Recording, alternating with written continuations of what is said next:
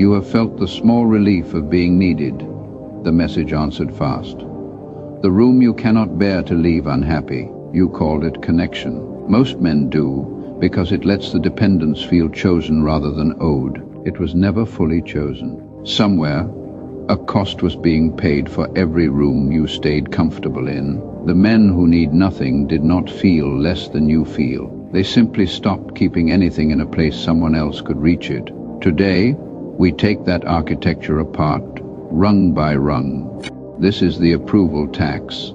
The discipline of pricing what wanting to be liked actually costs a man per day in decisions he did not make freely. Every unearned smile, every softened opinion, every argument abandoned to keep the room comfortable is a payment. Psychology calls the underlying mechanism normative social influence, the documented pull to align with a group's expectations simply to avoid its disapproval. Independent of whether the group is even right, the tax is invisible because it is paid in small denominations. A diluted opinion here, a missed correction there, until a man wakes up years into a life other people voted on. Consider how the tax compounds inside a single career. The opinion softened in one meeting becomes the expectation in the next, until a man who once had a spine finds he has negotiated it away, one polite silence at a time, and no single payment ever felt large enough to refuse. The mechanism is a single question, asked before speaking in any room that matters. Would I say this exact sentence if no one here could think less of me for it? If the honest answer is no, the sentence gets said anyway once. And then the subject is allowed to move on without further defense.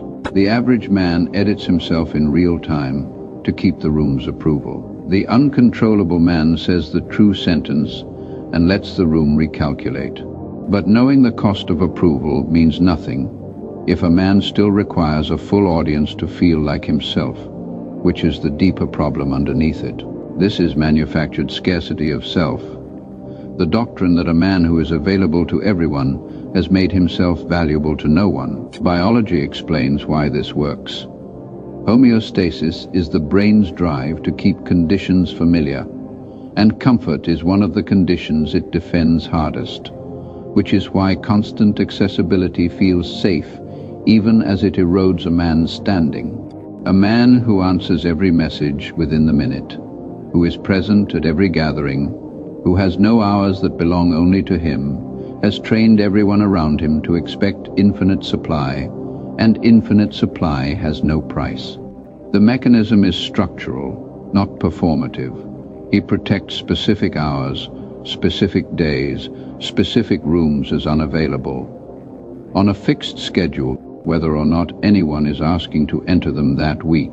Scarcity built like that does not need to be announced. It is simply discovered the first time someone reaches for him and finds the door already closed. The average man is available to prove he is valued. The uncontrollable man is unavailable and lets that scarcity do the proving. Scarcity earns attention. It does not yet earn independence. And independence is not one thing, but three, built in a specific order. This is the independence ladder: money, skill, and emotion.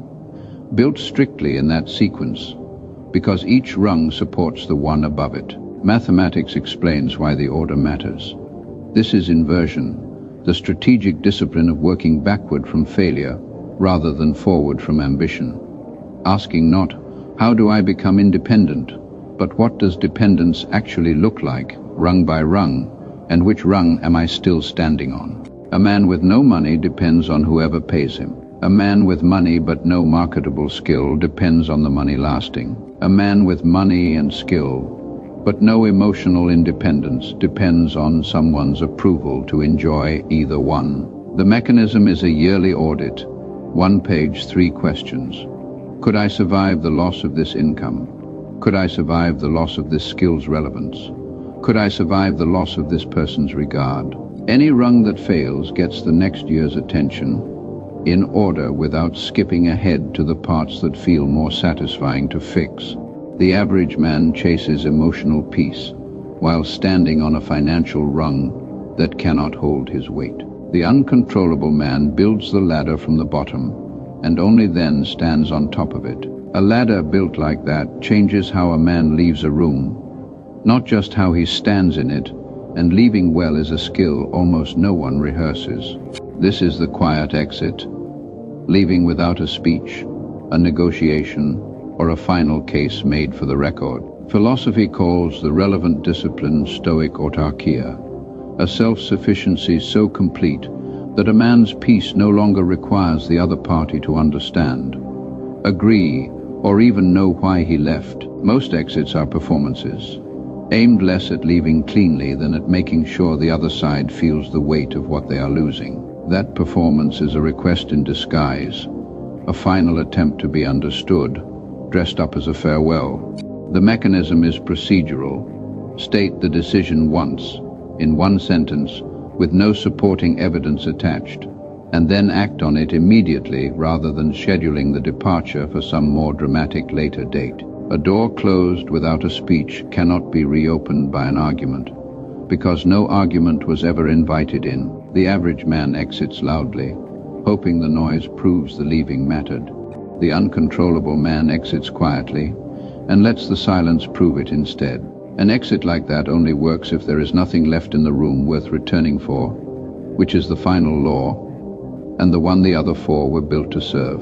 This is nothing to take, the state in which a man cannot be threatened, because nothing he values sits in a location someone else controls.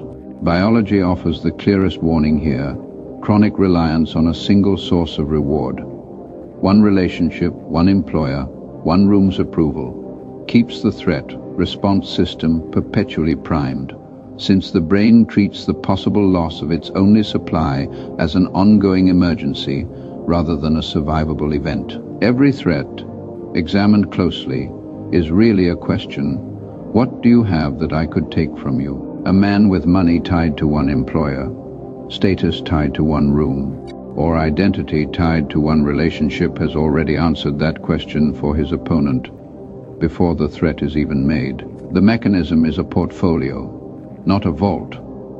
Income spread across more than one source, standing earned in more than one room, a sense of self that does not collapse if any single person walks out of it. None of it needs to be large. It only needs to exist in more than one place, so that no single loss becomes a total one. The average man keeps everything that matters in one basket, and calls the resulting fear loyalty. The uncontrollable man spreads what matters until no one holds enough of it to threaten him with the rest. Drop the belief that needing people is the same as loving them. The two are not the same transaction, and confusing them is how the tax gets collected for decades. Define the hours, the rooms, and the opinions that are no longer available for a vote.